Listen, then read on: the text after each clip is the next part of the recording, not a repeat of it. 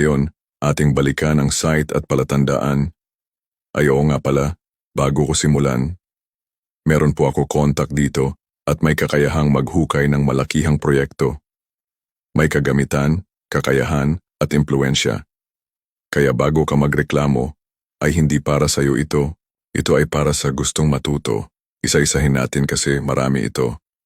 Sa malalaking paglilibing, ay gumawa ang Hapones ng palatandaan na malaki din. Kaya makikita mo lang ito sa malayuan o mas klarong makikita pag malayo ang anggulo. Halimbawa, nasa tuktok ng pangpang o nasa dingding ng pangpang na bato. Dito, may nakaukit na kanji. Iyan, na ang pagbigkas ay dai. Ang ibig sabihin ay malaki, mabigat at marami. Ito ay nauugnay sa south na bukirin o direksyon. Pangalawa, makikita mo na ang impresyon sa marka ay isang pagong na bahagyang sumisilip sa kanan na bahagi.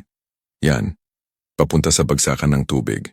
At itong malaking cross, yan po ang compass quadrants o compass orientation.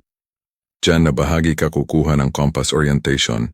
Pansinin ninyo na ang mahabang linya nito ay may butas sa dulo na siya ring ginawang bibig sa pagong.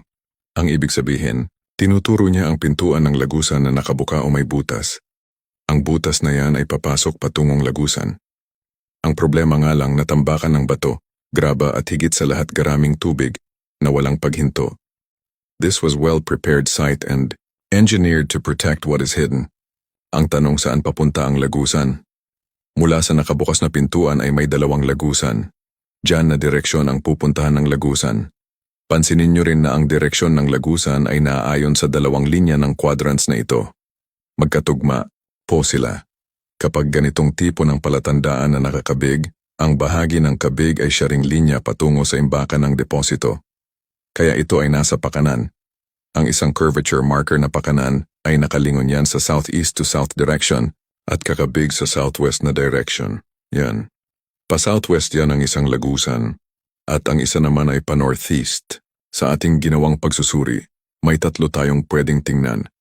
Una, malaki ang chance iniba nila ang daloy ng tubig dito para malaya silang makapaghukay dito. Pangalawa, pagkatapos nilang maghukay, ay maaring ibinalik nila ang daloy ng tubig papunta at pabagsak dyan para protektahan ang lagusan. Tingnan nyo ito na mga bato, ito ay protective barriers na panangga sa tubig at maiwan ang sedimentation na mga grab at lupa. Tingnan nyo ang bahaging yan na iba, parang nagiba para dumaan ang tubig dyan. Maaring dito dati ang daanan ng tubig patungo dito. Ito namang sentro ng marker, iba ang texture at kulay. Maaring hindi ito natural na bato kundi may halo na. At higit sa lahat ay ang katanungan, saan tayo magsisimulang maghukay? Diyan pa sa tinuturo ng marker? Sa ibaba mismo ng talon? Kapag diyan ka magsisimula, halos imposible yan. Kaya nga pumasok ang proseso ng pagbabasa para alam natin saan ang lagusan at direksyon ito.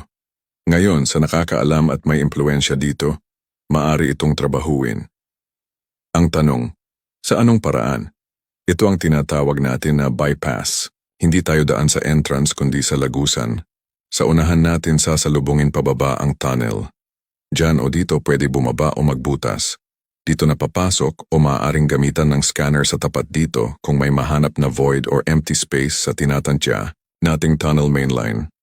At kapag ma-establish na merong butas talaga ay maaari mong sundan ang mainline na yan papunta dito. At maaaring dito na bahagi ka magbutas,